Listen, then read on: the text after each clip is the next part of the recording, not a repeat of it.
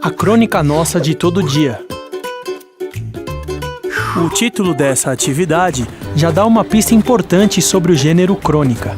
Esse gênero fala das coisas do nosso dia a dia, tanto daquelas publicadas em jornais, quanto daquelas que vivemos na nossa vida privada ou no trabalho. Fala das nossas angústias, medos, alegrias, problemas, de forma bem-humorada, crítica ou lírica. De modo geral, como esse gênero está presente na escola? A crônica é um gênero bastante presente na escola. Em geral, as crônicas que têm humor ou que conduzem a uma reflexão crítica são as mais contempladas. Ela está presente também porque é um texto curto e, em geral, de fácil leitura e que costuma cativar os alunos. Mas acontece que nem sempre a escola explora a crônica com todas as potencialidades que ela tem, né? A gente pode pensar na crônica também como alguma coisa que é um documento de época, como propondo um certo olhar diferenciado para a realidade, e isso nem sempre é explorado pela escola. Quais foram os critérios de escolha das crônicas presentes no material? As crônicas foram escolhidas a partir de 2 critérios. Um deles tem a ver com a diversidade de autores e as vozes que eles representam. Então a gente tem clássicos como Machado de Assis, Lima Barreto, autores consagrados como Fernando Sabino, mas também tem ali autores mais ligados à literatura marginal, como Sérgio Vaz, como Marcelino Freire. Então essa diversidade aí de vozes e culturas contempladas tem aí a ver com os multiletramentos.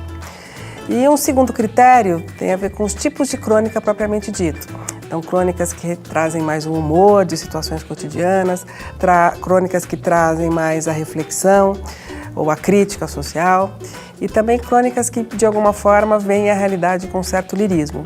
Então, o lírico, a crítica e o humor também foram aí critérios de escolha. Como as crônicas são trabalhadas no material? Nesse nível, além da leitura e comentário das crônicas sugeridas, estão previstas também 2 atividades de produção. Uma delas é que o aluno faça uma leitura de uma crônica que ele tem que escolher. Então a ideia é que ele vasculhe a biblioteca, veja que livros de crônicas estão presentes e escolha ali uma crônica para ele fazer a leitura. Não vale escolher qualquer uma.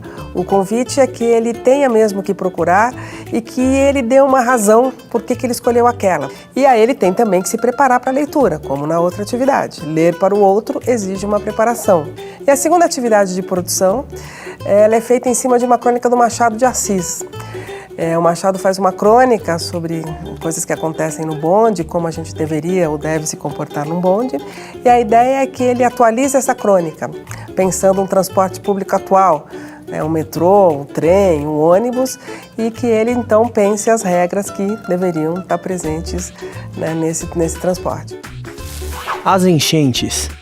As chuvaradas de verão quase todos os anos causam no nosso Rio de Janeiro inundações desastrosas, além da suspensão total do tráfego, com uma prejudicial interrupção das comunicações entre os vários pontos da cidade. Essas inundações causam desastres pessoais lamentáveis, muitas perdas de haveres e destruição de imóveis. De há muito que a nossa engenharia municipal se devia ter compenetrado do dever de evitar tais acidentes urbanos. Infelizmente, porém, nos preocupamos muito com os aspectos externos, com as fachadas, e não com o que há de essencial nos problemas da nossa vida urbana, econômica, financeira e social. Parece que essa crônica foi escrita nos dias de hoje, não é mesmo? Mas ela foi escrita em 1915 pelo Lima Barreto. Infelizmente, os problemas, ou alguns dos problemas relatados, continuam os mesmos. E a crônica faz uma crítica, exatamente a esta questão. Então, como documento de época aí, infelizmente, essa crônica pode documentar o que era 1915, mas ela também serviria para documentar o que acontece ainda hoje. Por mais que a crônica sempre fale de coisas cotidianas, o cronista ele tem um olhar especial em relação a essas coisas. O cronista é alguém que olha e vê um pouco além dos acontecimentos. Ele se distancia um pouco deles, ele se coloca como um estrangeiro, que pode perceber coisas que a gente que está ali vivendo esse dia a dia, às vezes não percebe. Em outra crônica presente no material A Última Crônica de Fernando Sabino, o narrador conta com lirismo uma cena de uma singela comemoração privada de um aniversário. O jeito que o cronista está olhando aquela cena, aquela comemoração de aniversário, é um jeito bem distanciado, é um jeito estrangeiro, é um jeito de quem está prestando atenção nos mínimos detalhes, para ver ali coisas que a gente, quando está ali vivendo o dia a dia, né, enlouquecidamente, quando a gente costuma viver, a gente não percebe. Então o cronista tem esse excedente aí de olhar, né? Ele olha de um outro jeito, de um jeito desconfiado, ele não aceita essa obviedade da coisa. Se a gente conseguisse que os alunos da gente também, de alguma forma, parassem para olhar esse cotidiano de uma forma menos automática, isso é uma coisa importante de conseguir num trabalho com crônica. Nesse sentido, é interessante propor, né, para os alunos uma questão: o que poderia dar uma crônica? Né? Vamos imaginar uma situação de um elevador podia dar uma crônica, em geral dá uma situação no trem, uma situação no trânsito, uma situação no cinema, na escola, enfim. Se a gente começa a pensar, a gente vai ver que muitas situações poderiam dar uma crônica. E aí a gente começa a olhar essas situações de um outro jeito. Então, a crônica também pode fazer isso. Ela pode fazer com que a gente desautomatize esse olhar que a gente tem da realidade. Comece a estranhar, a ver de um outro jeito. E aí a gente se torna um pouco mais crítico dela e um pouco mais sensível a ela. Essa é a ideia, né? E por isso também o trabalho com crônica foi proposto.